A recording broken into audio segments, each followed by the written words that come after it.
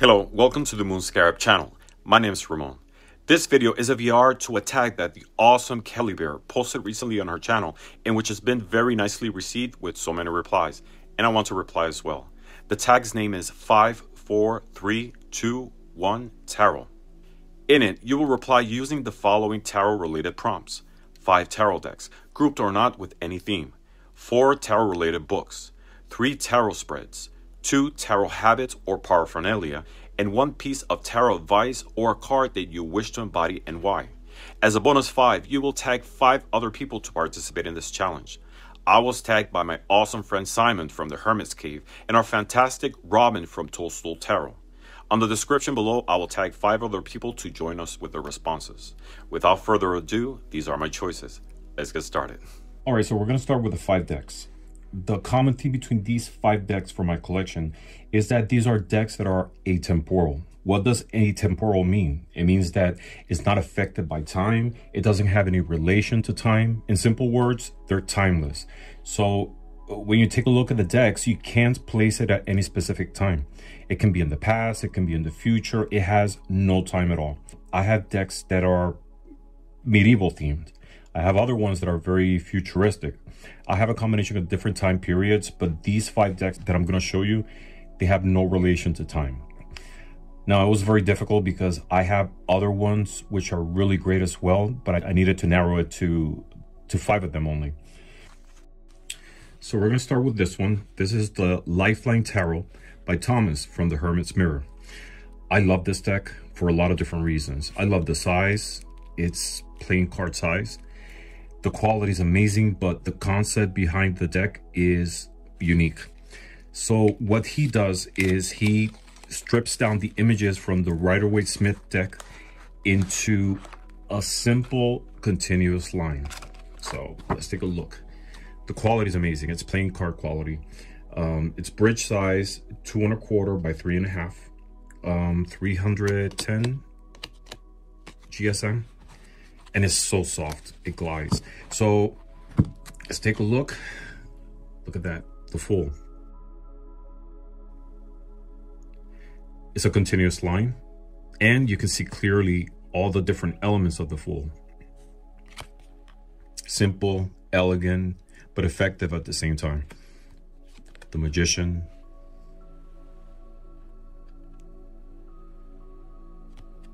And you have the 4 elements right there. High Priestess, the Empress, the Emperor. It's fantastic. So he simplifies the titles on the cards as well. The Hierophant, the Lovers. This is my significator. I always judge tarot cards based on the Lovers, Chariot, and so on. Look at how beautiful this one is. And you have the elements right there. The Eternity symbol, the lady, the lion, what's going on. It's all right there. Now, the only thing with this deck is that you need to have, look at that Hermit. You can see him clearly. You need to have a reference or knowledge of the original images from the Rider-Waite-Smith deck. Otherwise, for someone who's starting in tarot, it might be difficult to master these cards. Death, and so on. Look at that sun, how beautiful. Now, when you get to the minor arcana, the ace doesn't have any number, of course. But the rest of the minor arcana, they're like playing card style. So you have the number of the card, the suit, and if you do it as reversal, you can still see it. So it has that style of playing cards. Look how clever this is. 3 of Wands. And you have all 3 wands. And yet, in your mind, you can fill the spaces of the original images.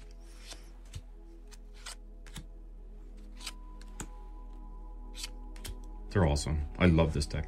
And also, not only I use it when I'm doing a reading, just like any regular tarot deck, but I use it for scrying as well. You know, focus on the image and it kind of like takes me somewhere else. Yeah. So this deck comes with 2 additional cards. This one symbolizes inspiration. So it's the Muse. Where's the other one? So it's here. The Labyrinth. Beautiful. Besides the cards from the deck itself, it has some additional cards that it talks about spreads, about the artist. It has a little booklet as well. Simple, but it explains each one of the cards. And it talks about the extra cards as well. It's a beautiful deck. And like I said, I love the size. I got it at Etsy, so I'm gonna link it below in the description. But this is one of my favorite timeless decks. You see, you really can't place it in any time period. So yeah, great deck. The second one, I love this deck. And I talked about this deck before, just because I love it so much. So this is the Darkness Piercer by Philippe Rouchier. So it comes in a strong cardboard. It's pretty strong, like sarcophagus style. There's the front, the side, and the back. It has some images that you can find in the deck. And it has that effect, sort of like holographic. It comes with a certificate of authenticity. The booklet. It's a fantastic deck. It's not, in terms of pricing, it's on the pricey side, I'd say. But to me, it was worth every penny because it's amazing. Look at that gilding. Oof, it's exquisite. And this is another of those decks that they're timeless. You can't place it at any time period. It's based on Marseille, so it's a pip deck. Look at those colors. They're very enigmatic. The Empress. The Emperor. The Hierophant, in this case, the Pope. The Lovers. Look how beautiful that card is. Again, my significator. I love this card. And the colors are bold. Oh, look at that, Justice. That's actually the one on the cover of the box. But I love this image. I love eyes. I said this before. I love the symbology of eyes and hands. I mean, you see one here. It has an eye. The Hermit. Look at that. Oof. The Wheel of Fortune. And so on.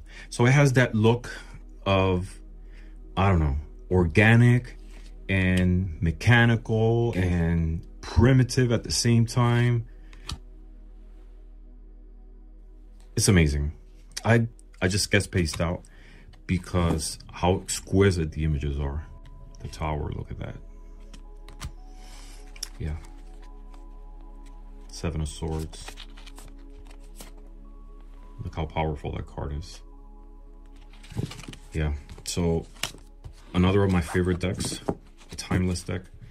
And yeah, this one's special for me. Like I said, I get lost in the images when I use this deck. Again, I'm gonna link it below. So if you're interested in getting this deck, you can buy it directly from the artist. I got it at Etsy. And yeah, the Darkness Piercer. All right, the third deck I'm gonna show you is the Healing Light Tarot by Christopher Butler, and it's printed by Scarabeo. The Healing Light comes in a small handy kit box, and the top comes off. It's a really nice box. It's entirely glossy black with silver embellishments. There's the booklet.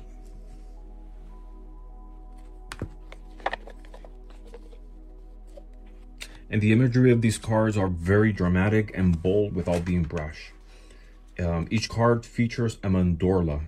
The mandorla is Italian for almond or nut, to which the shape refers. The shapes, so if you see each one of the cards has this image.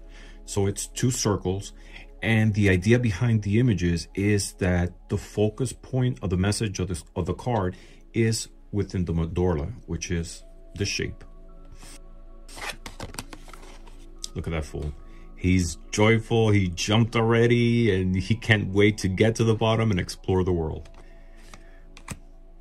The Magician, High Priestess, the Empress, the Emperor, Hierophant, the Lovers. This is very Marseille-ish. You see the angel on the top. The Chariot. This card, this is my favorite card from the whole deck. It's so powerful. Look at that. Beautiful card. Strength. The Hermit. Look how beautiful that Hermit is. And so on. Look at the Hangman. Yeah. There's another of my favorite decks. And it's timeless. You know, you really can't point any time period. I mean, a few things here and there, but to me, it's atemporal. Yeah, so that's the Healing Light Tarot from Christopher Butler and printed by Scarabeo. Now, this deck, I got it a few days ago, and I fell in love with this deck. This was love at first sight. So it's called the Shadow Journey Tarot by Edward and Heather Neill. It's like Neill, but with 2 L's. And it features images from the illustrator, which is Edward, on the front and on the back. This deck is fantastic for shadow work. It's dark, but it's not creepy. It has an introduction card. It says Shadow Journey Tarot. This deck was created with passion and fire by J. Edward and Heather Neill. Now, the artwork of this deck took 7 years to create. It's not AI art. It was actually created, hand painted, hand illustrated by the artist. So the whole story behind the deck is that the Fool is the girl, and it's the whole journey of this character through the deck. So we have the Fool. How beautiful. Oh my God. The Magician, the High Priestess. The colors are amazing. The Empress. Blue is my favorite color. And the whole theme of like skeletons and darkness of the Hierophant. The Lovers. Look at those Lovers. And it's great for shadow work. Shadow work is a process with your inner self, with your unconscious mind, to uncover those unwanted parts within us that you're not entirely comfortable with. Those parts that we repress and hide from ourselves. And we bring them to the surface to get acquainted with them. The whole point is to integrate them and work with them for healing. This is very important because self-knowledge is the essence of our spiritual evolution, and it's an ongoing process. Temperance, and so on. The Tower. Now, the only thing with this deck, someone who's starting in tarot could use it. It's pretty self-explanatory in terms of the imagery. The only thing is that the suits are different. So in this case, the Ace of Goblets is the Ace of Cups. So goblets represent cups. Then we have Bones. Bones represents pentacles. How beautiful that card is. And then we have the Cloaks. So these are swords or the air element. How beautiful that card. I think this is my favorite card. I don't know. I like them all.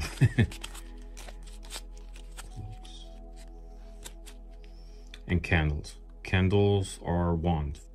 So it's the fire element.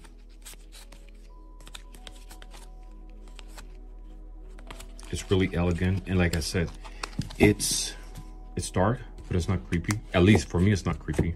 I don't see it creepy. And this is the Shadow Journey Tarot. And the 5th deck, the Vindur deck. Vindur is the Icelandic word for wind. This deck was created by Leah Panthea, or Panthea. It's 2 3/4 by 4 3/4, and the card is printed on 350 GSM. It's matte. There's no shine to it, and the sides are yellow. So the cool thing about this is that it starts with a gender neutral full character, and it's gender balanced throughout the whole deck. This is watercolor artwork. It's simple but bold at the same time. It has geometric shapes. Wow, it's just beautiful. We have the Fool, the Magician. How gorgeous the High Priestess is. The Empress. The quality is amazing. It's the back of the card. The Emperor. Chiron instead of the Hierophant. The Lovers. The Chariot. Look how beautiful that card is. Strength. The Hermit. Look at that Wheel of Fortune. That's beautiful. It's all beautiful. I mean, it's amazing. So when you get to the minor arcana, they're color coded. So cups are blue. Pentacles are green.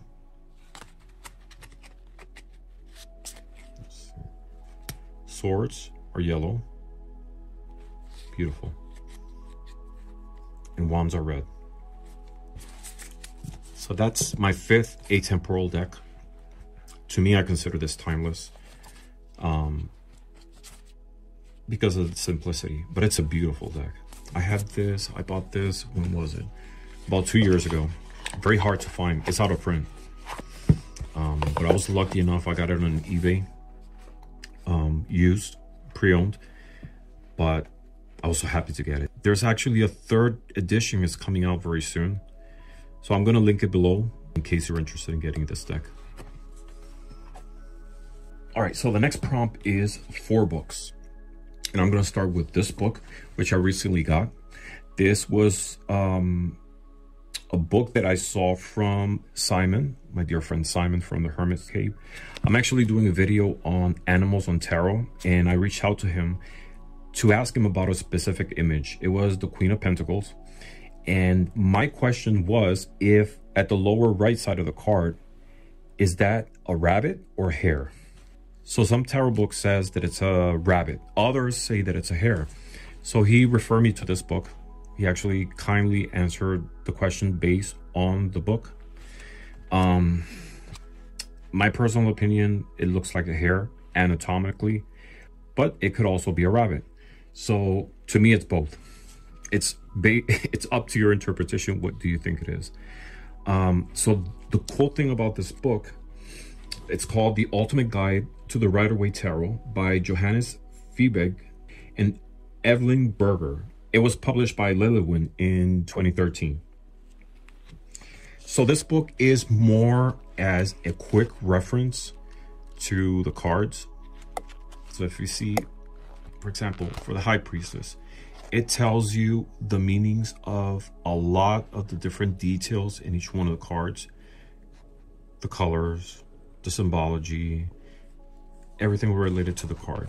So it gives you the basic meaning, spiritual experience, so interpretation of the card. It has a little paragraph at the top talking about the card. It's a great reference for, you know, getting acquainted with the cards and seeing the details. This is a great book. I recommend it definitely.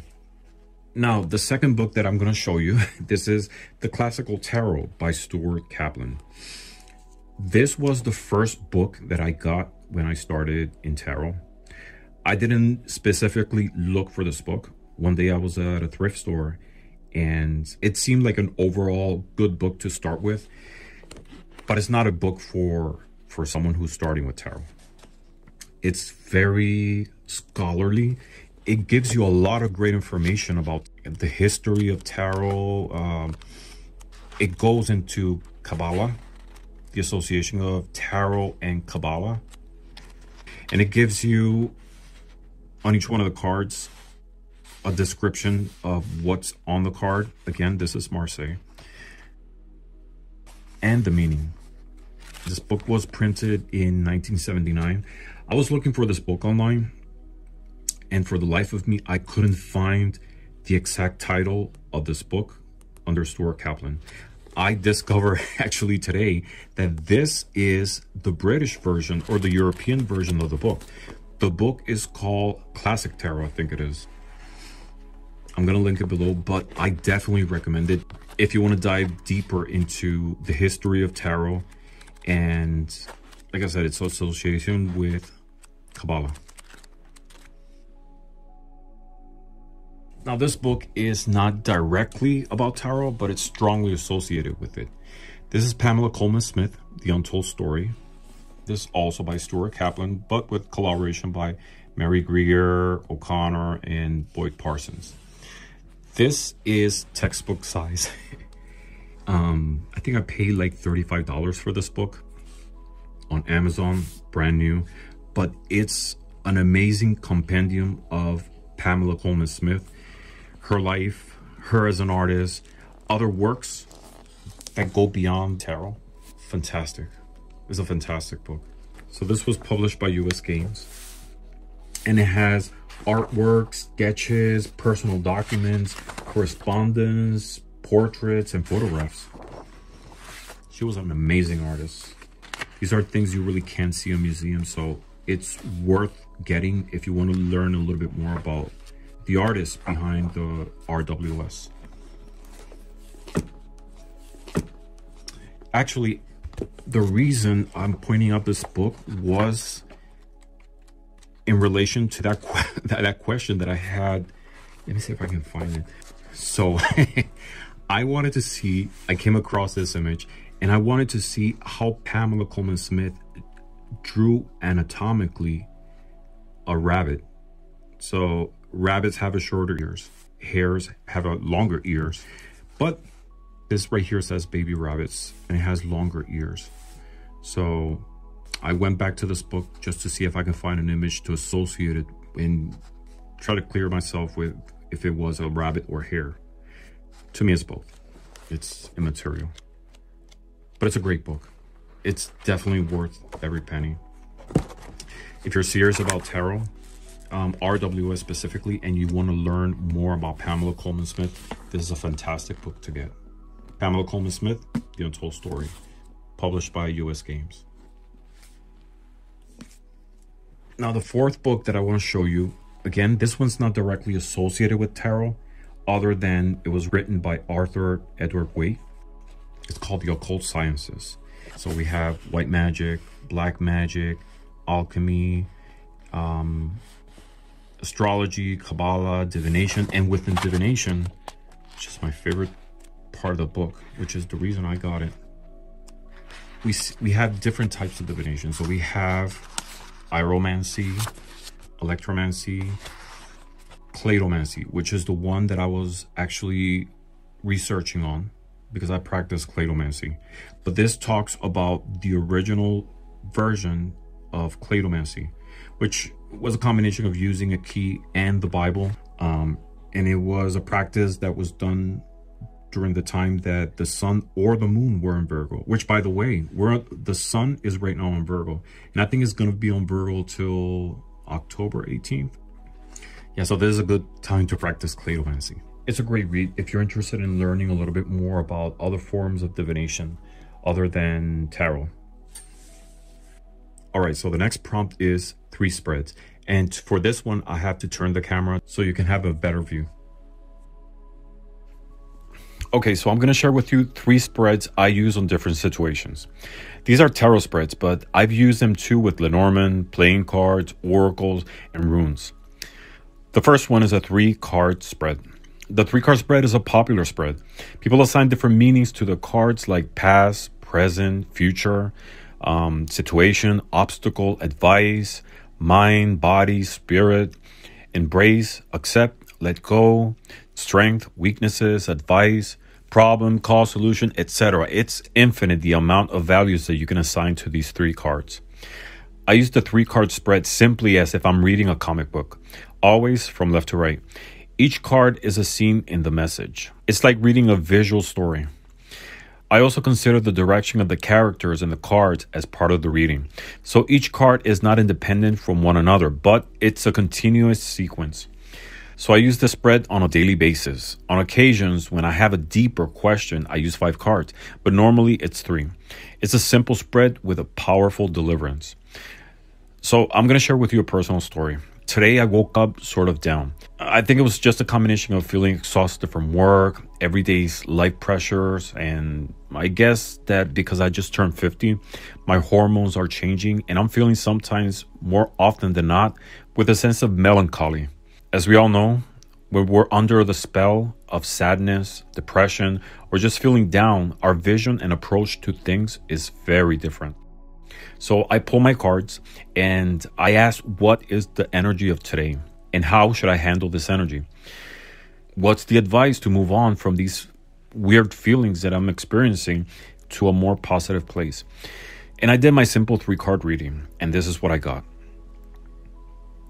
The Devil, the 5 of Pentacles, and the King of Swords. I just get goosebumps remembering this. So, as we know, the Devil in Tarot is a card with a strong toxic energy. Among many things, it represents toxicity, bondage, depression, mental health issues, dependency, powerlessness, hopelessness, a lot of negative things. It can also be a sign of feeling trapped, restricted, or even a sense of emptiness. The 5 of Pentacles is a card that represents adversity. It's usually read as a situation of struggle. It's discomfort in the physical sense, which overlaps on the emotional side. But over time, I've learned to see this card also as a sign of hope. In spite of the adversity these 2 characters are facing, they're moving on. They don't just stay there to die. They keep moving on. And the King of Swords. To me, the King of Swords is a spirit who's a strong-hearted, decisive, and mentally oriented energy. It indicates clarity of mind and can perceive the truth from the situation from a place of control, masterful at keeping your emotions in check, and using your head and mind over your emotions. This is amazing, and let me tell you why. This is how I see this message. So, the Lovers is my significator card. And I said this in this channel so many times to the point of being like ad nauseum. So the Devil to me is the negative mirror of the Lovers. Is that place of toxicity I was feeling, but not in a romantic sense. But those 2 sides that I have, that we all have, are emotional and the mental side, the heart and the mind. That bondage to a feeling of hopelessness, darkness, and toxicity we find ourselves in sometimes, and which we can't snap off from. The 5 of Pentacles still has those 2 characters, but if you see, in spite of their struggles, the apparent lack of hope, they're free from bondage and they're going in the direction towards the King of Swords. It's like saying, move away from those poisonous feelings that trap you and go to a place of oneness, mental clarity, strength, and control. If you see, the King is holding the sword with his hand. He has control over his air element, his mental and logical processes, and everything around him. He's in charge of himself and his surroundings. So this was, to me, a powerful message of hope and direction, and saying you are in control of your own circumstances. Move on, because you're not bound by anything other than your own attitudes. Don't give up and don't give away your power. This message was amazing to me, and it happened just this morning. It's a simple spread to me, but it's dense in its message. So that's my 3-card spread. Now, the second spread I want to share with you is a 7-card spread that I use for choices. So I use this spread when I have conflict of choices between 2 paths that I want to take. We all go through a conflict of choices, which is basically like a battle between our emotional and logical sides. When I say emotional side, I'm not talking about feelings only, but also our intuition, which we use as a compass to our decisions and actions. To me, intuition is based on our gut feeling and that invisible connection that our soul has with the divine realm. Now, to me, the mental or logical side is based on empirical experiences we use to guide us to take the next step. So on many occasions, these 2 things are in conflict when making decisions. So this is a spread that I use. And it goes like this. So card 1 is the energy of the rational side. Card 2 is the energy of my emotional side. Card number 3 is the positive result of what your rational side wants. Card number 4 is the negative result of what your rational side wants. Card number 5 is the positive result of what your emotional side wants. Card number 6 is the negative result of what your emotional side wants. And card number 7 is the advice on how to proceed. It's simple. So based on whichever questions I have, I use this spread and I use the information the cards give me considering those factors. The energies and the possible positive and negative consequences of both the rational and emotional side of the decision. It's what's laid out here when I do the reading. And the last card is the advice of what is the current best choice to make. Now, like I always say, the readings from the cards are based on the current energies. Your decisions, your will, we have free choice. And the outcomes in reality are based on the decisions we make. This is more like a guide map, a suggestion of what's the best path to take based on the current energies. I'm not going to bother you with another reading on this layout, but that's the configuration that I use for a choice spread. Logical and emotional energies, the positive and negative consequences, and the advice. All right, the third spread. This is a spread I use to shed light on a disruptive thought pattern. When I say disruptive, it's more than not a negative thought pattern and so strong that it has a ripple effect on other areas of our lives. And sometimes we find ourselves trapped in. What's an example of a disruptive thought pattern? Well, for example, unfounded fears on losing your job, thinking that you have the worst luck in the entire world, obsessive thoughts of a crush you might have, daydreaming on pointless fantasies. So these are not factual situations, but those mental places that sometimes we escape to the point of disrupting and creating pressure on other things essential in our lives. In moments like that, we need some advice on how to release that pressure and move on. So it's a simple 6-card spread with the following configuration. Card number 1 is the energy of a disruptive thought pattern that I'm experiencing. Card 2 and card 3 are the negative consequences of that thought pattern. Cards number 4 and 5 are the positive consequences of that thought pattern. Card number 6 is how can I challenge my thinking to modify this thought pattern.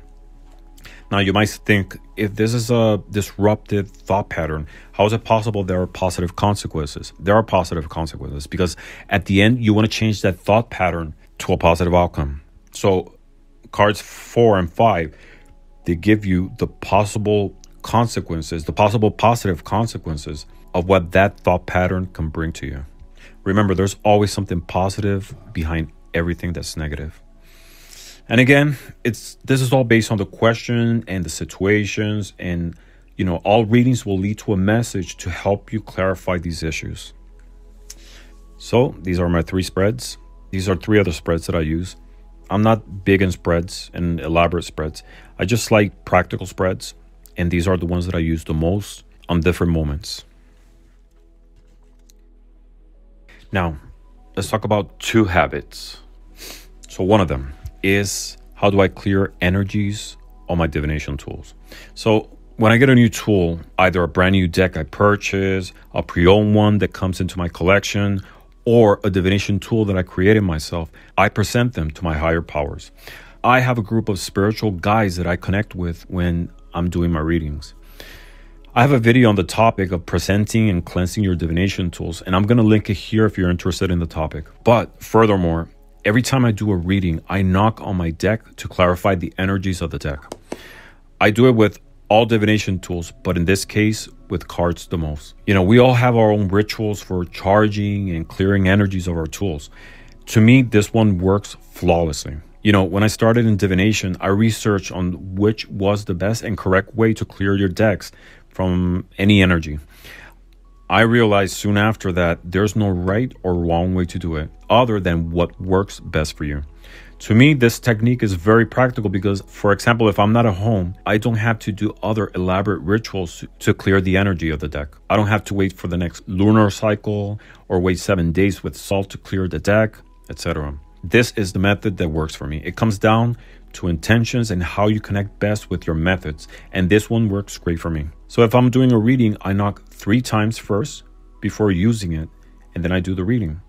If I'm doing 2 different readings back to back, in between readings, once I'm done with the reading, when I'm going to start the next one, I knock on the deck 3 times again, and to me, it clears out any previous energies that the deck picked from the previous reading. I hope it makes sense to you. I'm telling you, to me, this works fantastically. Now, the second habit. I love combining divination tools. Not always, but very, very often, I love combining cards with other divination tools. What things I combine tarot with dice, tarot and oracles, tarot and Lenormand, tarot and Elder Futhark runes, tarot and pendulums, tarot and dominoes, etc., etc., etc. These combinations are almost infinite. I feel it enriches any reading, and incorporating other divination tools gives you a multi-level message that gives you like a deeper insight into any situation. Honestly, I love combining different divination tools. A lot of times I just use tarot, and that's fine. But there's other times that I want that extra energy in the reading, and that's when I combine other divination tools. Almost always it's 2 divination tools. There's been times that I use 3 at the same time, but most of the time it's just 2. Now, I'm going to do one advice. My advice is you do you when it comes to tarot. If you're watching this VR, most likely you're already either part of the tarot community as a tarot tuber or a spectator or both. You most likely already have some knowledge of what the community is about. So my message is more towards that person who is not a tarot tuber and wishes to participate. If you're thinking about establishing a tarot tube channel, do it. I want to hear your voice. We want to hear your voice. You have something to say, a point of view that we can learn from, and a uniqueness that only you can bring. But then again, you might ask, what can I bring, or what can I share if there's so many channels out there? What you can bring? A lot. This community becomes stronger and beautiful the more voices join in. I enjoy so much watching other channels because each one of them are so unique, and there's always something positive I take with me and incorporate to my life. You don't need to do elaborate videos or show impressive decks or have 20,000 followers. All you need is a voice to join in this journey. Believe me, you will have our love and our support. Like I've found here with so many wonderful members that I've met. And some of these beautiful souls have given me so much support and friendship and love that I'm telling you, if you had the opportunity to do it, please join in. We're not a perfect community, none is, but we're one that I believe grows together and gets stronger with every voice that joins.